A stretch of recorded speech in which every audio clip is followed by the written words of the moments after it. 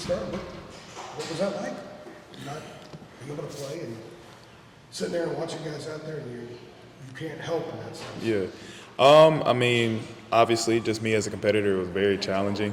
Just being out there. I'm still out there with the guys. I'm kind of like, each and every week I was progressing with my workouts and stuff like that. So I was moving as time went on. But, obviously with me being the football player that I am, it did suck for a while, just not being out there playing physically. But I feel like there was also some light in kind of like that, not really a dark place, but I guess you could say because I wasn't playing. It just allowed me to be a leader in a different aspect than just playing and just trying to be a leader out there. Like everybody, a lot of people can lead when you're doing everything, like when you're sweating, you're playing, you're working out, you're doing all this kind of stuff, but it's just like it's a different type of leadership it takes to not be out there and just like try to lead people when you're not doing nearly as much as anybody else was doing. And so it's just like, I kind of like took that, I owned that, and it was just like, I was still able to be a vocal leader. I was still able to, just like impact some of the guys, encourage some of the guys, and, just like keeping everybody uplifted and stuff like that. Even though that I wasn't playing, I know I was going to get back to it.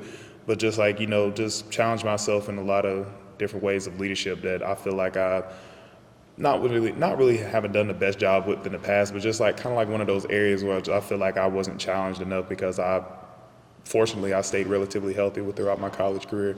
But just like, how do I react when adversity hits? What do I do when things don't go my way? And then I have to still be the leader that this team needs me to be. And I feel like that's challenged me in a lot of different ways with how the past 5 games that I was out for, it challenged me in that sort of way. And I feel like it was definitely something that was beneficial for me to carry on for the rest of my life. So what's harder, not playing at all, knowing going into a game you're going to be in shorts and your jersey and stuff, and you can't play, or you come back and you're in for certain packages, I think you have 9 snaps. Is that more difficult when you've been cleared to play, but only limited?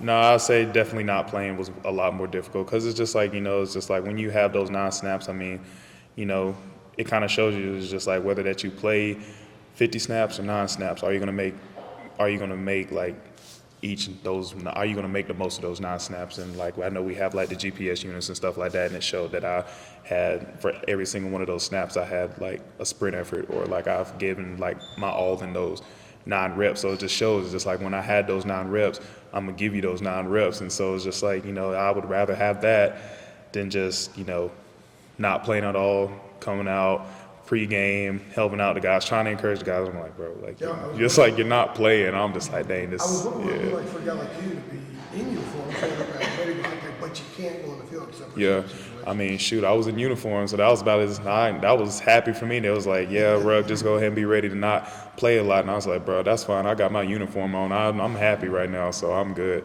We heard that you got hurt in the weight room on a Thursday. Yep.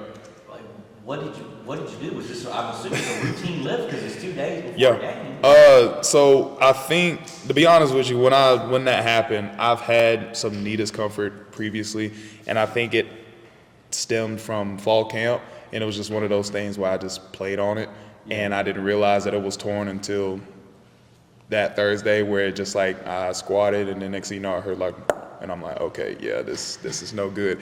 So it's just like, that's when I finally figured out, I was like, okay, this thing is something's up, And so, yeah, that was just freak accident. This is kind of something similar I had my sophomore year, where I just played on it throughout the year. They don't know what happened, and then next thing you know, like we're going out of my sophomore year, going into my junior spring. Literally the same thing. I just didn't get hurt. I was squatting fine, doing everything right, and then a week later I get surgery, and coach was like, what the freak happened to you? And I'm just like, I mean, this is something that I've been playing on. I just didn't know about it until later, so same situation. So had you been playing in some pain even before it popped? Sorta. It was just like, it was some things where it was just like I didn't really know it was torn. Like I said, I didn't know it was torn until that situation happened, but I did have like, in that week I had a little bit of some hamstring issues as well, which I've never had hamstring issues in my life. So it was just like, that was just kind of like, once like hindsight's 2020, when you start looking back over and you're like, this is probably the reason why I had some other issues in other places. But yeah, that's pretty much what happened. How close or how far away are you, or or how do you feel from being back to an every down guy? Shoot, now I feel pretty good now. It's just like, I had my first game back, Georgia Tech, last week, and I felt great. It was just like there was, like, going into that week, it was like kind of some concern, just like, not really concern, but just like I was babying my knee for a little bit. Like, my change of direction wasn't as quick. It wasn't as, like, swift that I wanted it to be, and I would take, like, a lot of steps to break down on the tackle and stuff. But I just had to realize just like, my knee's fixed. Like, let's just have confidence in it going into the game, just knowing that, whatever happens. If something happens to my knee, so be it. And if it don't, cool, close this game, go on to the next one. And obviously, I had no knee pain. I didn't have anything going on. So, God got my knee, so I ain't worried about it. Take me through just with this recovery process. What were some of the things that you were doing, like physically, exercise-wise, and then also, mentally? Physically, I spent most of my time in there in the training room, doing BFR, which is literally a strap that squeezes whatever muscle that's closest to your injury. So if you have a labrum, it's going to squeeze you right here. If you have any type of knee issue, leg issue, it's going to squeeze at the top of your thigh, just to kind of like get I don't want to say blood restriction. They're going to get mad at me because I'm not explaining this right. But it's just like, I'm saying there's going to be blood flow down there. Let's just stick to that point. But it's just like, it just like causes you to, like, if you had if you just did a whole bunch of squats and how your legs feel about, like, they feel swole and weak at the same time. That's basically what that BFR does. And so, like, I have that on and I would do other exercises, single leg stuff, single leg squats, lunges. I know I was on kind of like the anti-gravity treadmill, which was actually pretty cool, but also at the same time I hated it. But it was just like, that was kind of like the physical stuff, and of course just treatment, icing it, all this other kind of stuff. Mentally, I was in a pretty good spot with it. Honestly, I think that was just like, just me being older. I've had injuries before. Some that has not cost me that much time, stuff that's cost me a whole season, and stuff like that. So it's just like, I feel like for this injury, it wasn't really anything. I was at peace with my injury, knowing that it was just like I was going to be okay with whatever was to happen. And then doctors were telling me after the surgery, they was just like, yeah, it was everything. It was actually a lot better than what we expected. It was everything that we thought it was. And they fixed it. It wasn't nothing crazy. And I was just like, well, that's kind of like good affirmation, just knowing that if it was everything that they thought it was, then I ain't got much to worry about. I just got to take care of my business physically, make sure I get back into doing whatever I need to do, whatever I need to be present for, whether that was in the team meeting room, meeting room, whatever the coaches need me to do out on the field, whether that I was going to be in the training room on the field or I was going to be on the field coaching. I was just making myself available and, just doing whatever I could. But mentally, I was pretty set on, just getting back into it. And whenever the time was right, let's get back at it. And I'm sure you saw that you were named one of 20 semifinalists for the Jason Witten Collegiate Man of the Year Award for your work with the personal hygiene products. What does that honor mean to you, and what does the work that you're doing for that mean to you? It's a blessing. It really is. I know one of the things that I wanted to do also with playing football was just to leave a lasting impact for just not only myself, but the image that I carry with wearing the UNC emblem, just wearing the Carolina blue and stuff like that. So me just being, I know I'm going to have these, position-specific awards and stuff like that, preseason honors, all this other kind of stuff. But just like, the one thing I feel like a lot of people often look over and a lot of people don't really realize how much important it is awards such as this one. And so I take this with great honor and I take it with great pride. And like, just like being a semifinalist for this, I plan on actually just, also being on the run for being the Walter Payton Man of the Year award when I get to the league and stuff like that. So I'm also striving to do stuff like that, and it doesn't just stop here. So, it's an honor, it's a privilege, it's a blessing, and I hope I win. And in those last couple games that you missed, and I think even when you were limited, they had Jobe Cowden kind of sliding into your position. We talked to him a few weeks ago, and he's talking about enjoying, I guess, kind of the opportunity he's gotten throughout his college journey, obviously coming from Ohio State and things like that. I guess for you, what was it like seeing him getting that extended run and in those last? He should have been at Rush, man. You know, to be honest with you, man, I feel like he has the body type for it. He has the athletic ability to do so. He has what a lot of people often overlook is his IQ of the game, and he really understands football, not just from a defensive line perspective, but linebackers perspective, a secondary perspective. Like, he just knows football, which is, I feel like, it's granted him a lot of, like, it's just allowed him to play the rush position a lot quicker, allowing him just to really absorb the playbook as quick as he has. And, you know, I'm proud of him. I feel like this was definitely, you know, unfortunately I got hurt for him to get this opportunity, because I would love to just have him initially where it was me and him splitting the reps at rush. But, you know, I feel like watching him play, taking ownership of that position and stuff like that, I feel like he's done a tremendous job, and I know he's just going to continuously get better and better, which he has. And, you know, it's been a pleasure to watch him play these past couple of games while I was out. So. And then for you guys collectively, obviously watching it and then being on the field for Georgia Tech, I guess as a run defense, what do you feel you guys need to, I guess, get back to? Because Matt was talking about how, you know, I guess Minnesota, you know, things were, you know, pretty efficient, things like that. Last few games not as much. What do you feel that you guys as a defense need to kind of get back to as far as, you know, stopping? Just talking about my group specific. Just remain having gap integrity. Just understanding it's just like, this is my gap, and I got to remain ownership of that. But also not on top of that, but just like finishing the block and making a play. I feel like sometimes we get so caught up in gap integrity where it's just like, you know, this is my gap, this is my gap, I have this gap, nobody else has it. But it's just like, but you're also responsibility. You're like, at the end of the day, you're a ball player. Make a play, make plays that a ball player is going to make. And so I feel like not only everybody else, but myself included, where it's just like, I have my responsibility. If I'm the force player, I have to set the edge. But also, if that thing cuts back and I see it hit the B gap and I have the opportunity to make a play, let's make the play. You know what I'm saying? And so I feel like there was a lot of different areas where that was shown in Minnesota.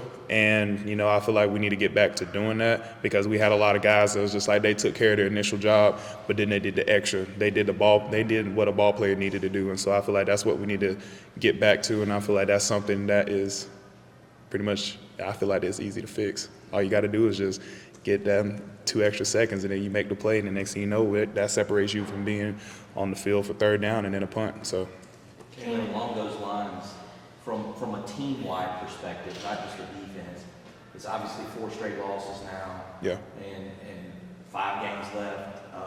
How do you think this group can turn it around? Because you obviously need to turn it around in a hurry. And is that a big concern for you, that, you know, whether you will be able to get it turned around? Yeah, no, so for sure, just like kind of like stating my point is just like up front, just having gap integrity and just making a play. I feel like that's the biggest thing that we need to do up front. And of course, just a communication thing. We also, I know I've said this plenty of times before, there's no such thing as over communicating on defense. And so that just not only goes for us on the front 4, but it also goes for the linebacker group and the secondary group as well. And of course, just finding the rhythm that we need on offense as well. I'm not an offensive guy, so I'm not going to speak on offense, but I know in the Pitt game and in the Georgia Tech game, that was probably the most efficient that I've seen our offense looked in a while, especially with Jobe being the being at quarterback. And so I know he's just going to continue to gain confidence. I know we're going to get back to doing what we're doing, and we got so many weapons across everybody, like just not only with Amarion and JJ and Kobe and everybody else, but we still got guys at the tight end position. We still got dogs up front at the O-line. So I know they're going to pick up the rhythm. And so once we get everything, you know, meshing well together like that, man, I feel like we're genuinely going to turn this season around, especially for the remaining 5 games. Kaimon, with you being back fully healthy and in your final year at Carolina, do you feel a sense of renewed urgency to perform well, or is your drive to win still the same? All right, Nia, I appreciate you letting me know this is my final season. I try not to think about that as much as possible. But at the same time, no. I feel like I don't really feel like there needs to be some type of urgency, especially in the position that I'm in right now. Honestly, I'm just taking it day by day. I'm just appreciating every moment that I do have here, because it is my last year, you know, just like the time that I was out and then coming back for the Georgia Tech game. I know there were some things that didn't go our way, obviously, especially with the explosive run at the end. That was a killer. But I mean, at the same time, it was like, for me personally, it's just like I couldn't get mad for anything, because it was just like I just realized how much joy football brought me, just like how much being with the guys, how much joy that brought me, just being coached, how much joy that brought me. And so it's just like with me, there's not really like, come on, y'all, we got to hurry up. This is my last year. I got it. Like, this ain't about me. You know, this is about the team, and I'm a part of the team, so I want to do whatever the team needs me to do. And so, you know, there's not really any like sudden urgency or trying to hurry up and turn this season around. Obviously, that's the goal, and that's what we want to do. We want to win out, and that's what I feel like we are going to do.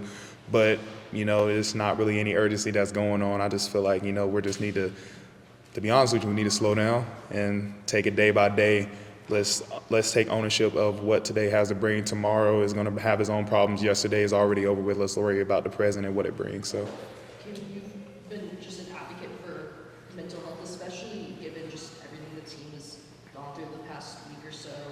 And again, just condolences for the loss of your teammate Tylee. But could you please speak to just some of the mental health resources that have been made available to you guys, and just the importance of everybody on the team, you know, taking advantage? Yeah, you know, just obviously, you know, there's been a rough couple of weeks, especially for this building, not just from a player's perspective, but coaches, staff, faculty, everybody that Tylee has came in contact with and is impacted and left just a tremendous, like, amount of spirit that he's like just left with everybody in this building.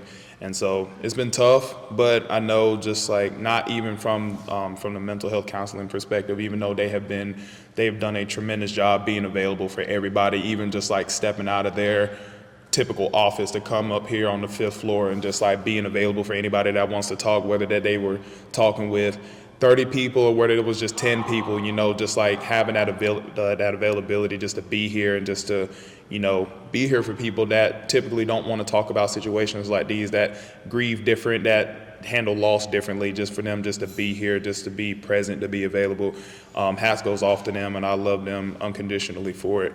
But, you know, just also with the coaches as well, I feel like it's allowed a lot of transparency in this building as well, just allowing people just to really take ownership of just like, you know, let's be present in the day, because you never know when God's going to call you home. You never know when that's going to happen. And so it's just like we need to focus on just like, you know, being the best people that we can be individually and collectively, but also just understanding it's just like tomorrow's not promised. And like I said, the day is already over from yesterday. So let's just focus on the now. But, you know, mental health and the resources that we have here, Simone and her staff, Dwight Hoyer and all of them, they've been great. I know that I need to talk to them more just for my own personal sake, but they've been tremendous for not only myself, but for the rest of the team and for the rest of the staff that works in this building as well.